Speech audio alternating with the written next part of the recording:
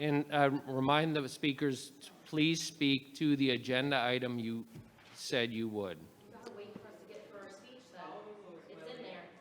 Thank you, Mr. Chairman, members of the board. I'm here to speak to agenda item 18.02.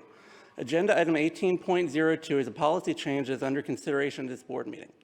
What that policy change would do would allow for this school division to issue regulations with no notice to the public. It strikes out the requirement for a 30-day notice of regulations to the public and changes it to 0. So what this policy could do is allow the superintendent to issue a regulation at 5 p.m. on Tuesday night that would take effect at the start of school on the next morning. Policy like this is highly problematic. The reason given in the justification document for this policy is, quote, efficiency. Efficiency is not the only reason why we pass legislation. But as we're seeing in other agenda items here today, the board is having to revisit their decisions because of their failures in looking at and addressing things.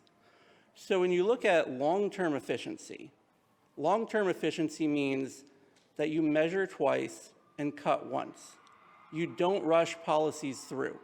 You don't rush regulations through without any notice to the public. And that is what this board is considering doing.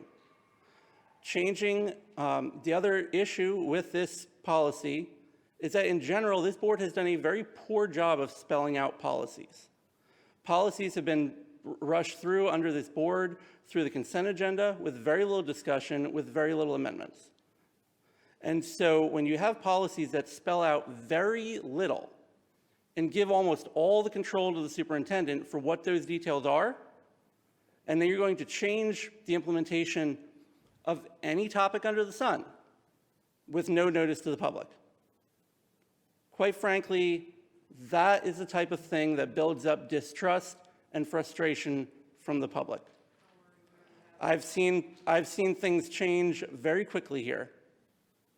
And for this board to move forward with this policy in the name of efficiency and continue their efficient practice of silencing the public, pushing them out of the dialogue, and ignoring them by advancing this policy would be wrong. So it's time for this board to reverse course and again take up what we did under the last board, and that was prioritize public input and listening to the public. Thank you.